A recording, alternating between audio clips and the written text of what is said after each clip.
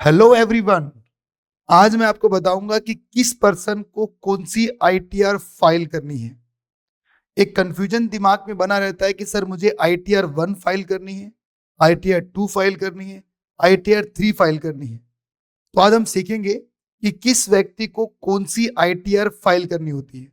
तो आइए इस वीडियो की शुरुआत करते हैं अपन, और मैं आपको समझाता हूं कि कब कब किस किस को कौन से आईटीआर फाइल करनी है। सबसे पहला है आईटीआर 1।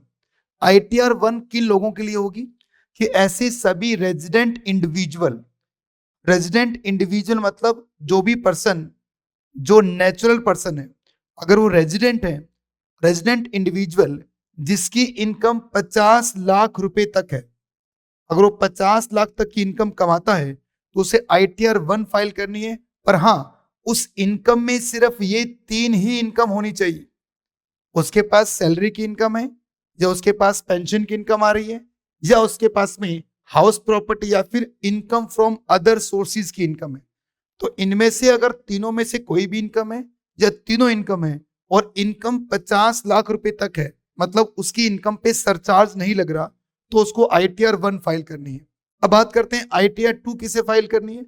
आईटीआर 2 फाइल करेगा वो सभी व्यक्ति जिनकी इनकम 50 लाख से एक्सीड कर जाए और उसके पास कैपिटल गेन की इनकम हो, या फिर उसके पास एक से ज्यादा हाउस प्रॉपर्टी हो, या फिर उसके पास कोई फॉरेन की इनकम या एसेट्स है, या फिर वो क्रिप्टो इनकम कमाता है। आजकल खूब चल रहा है क्रिप्टो वगैरह, तो क्रिप्टो इनकम कमाता है, या आप किसी कंपनी के डायरेक्टर हैं, या आपके पास अनलिस्टेड इक्विटी शेयर आप होल्ड करके बैठे हैं।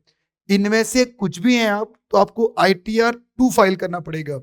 नॉर्मली याद रखिए कि वो सभी लोग जिनके पास इनकम कितनी है, 50 लाख से एक्सीड करे, तो वो क्या फाइल करेंगे, आईटीआर 2 फाइल करेंगे।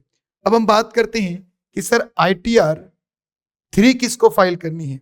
तो आईटीआर 3 फाइल करेगा आईटीआर 3 कि अगर आपके पास इनकम है, every person income from ITR 2, और बिजनेस इनकम है प्लस क्रिप्टो की इनकम है, या फिर क्या हो गया, आप एक पार्टनरशिप फर्म है। अब पार्टनरशिप फर्म है आप, और पार्टनरशिप फर्म में एज ए पार्टनर है आप, तो आपको आईटीआर 3 फाइल करना पड़ेगा। नॉर्मली मैं बताऊं तो जितने भी बिजनेसमैन होते हैं उनको आईटीआर 3 फाइल करना है। आईटीआर 4 कौन फाइल करेगा कि रेजिडेंट इंडिविजुअल, या फिर आप एचएफ है और आपकी टोटल इनकम 50 लाख तक है, और every income from the ITR 1, जो कौन कौन सी इनकम थी, 3 इनकम थी आपके पास, सैलरी की, पेंशन की, हाउस प्रॉपर्टी की, या अदर सोर्सेज की। Salary, pension, other sources. और आपने क्या ऑप्ट कर लिया है, प्रिजम्पटिव टैक्सेशन, जो आपने सेक्शन 44 एडी, 44 एडीए, 44 ए में देखा है। प्रिजम्पटिव टैक्सेशन मतलब प्रेज्यूम कर लिया जाएगा कि आपकी इनकम कितनी है। तो उनके लिए कौन से आईटीआर है, आईटीआर 4 है। अब हम बात करेंगे आईटीआर 5 किसको फाइल करनी है। आइए देखते हैं आईटीआर 5। आईटीआर 5 फाइल करने वाला व्यक्ति है कि सर ये एप्लीकेबल रहेगा सभी पार्टनरशिप फर्म, सभी एलएलपीज पर, जितने भी एओपी बीओआईज हैं, एसोसिएशन ऑफ पर्सन और बॉडी ऑफ इंडिविजुअल, उन सभी को आईटीआर फाइल करनी है। आईटीआर 6 कौन फाइल करते हैं बच्चों, कंपनी फाइल करती है। Not claiming the exemption under section 11 कौन सा होता है, ट्रस्ट का। अगर आप एक ट्रस्ट है, चैरिटेबल ट्रस्ट वगैरह, तो वो आईटीआर 6 फाइल करेंगे सभी कंपनी पर, किसको छोड़ते हुए, ट्रस्ट को छोड़ते हुए। और इसके बाद में सबसे लास्ट जो पॉइंट है हमारा, वो आईटीआर 7 का है।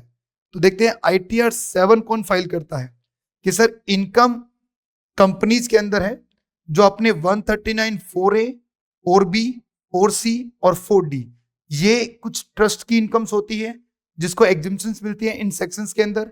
तो वो लोग जो चैरिटेबल ट्रस्ट हैं, उन सभी को आईटीआर 7 फाइल करनी पड़ेगी। तो अगली बार जब भी अपनी रिटर्न आप फाइल कर रहे हैं, तो अपनी सही आईटीआर को सिलेक्ट करने के लिए ये वीडियो जरूर देखें। Thank you.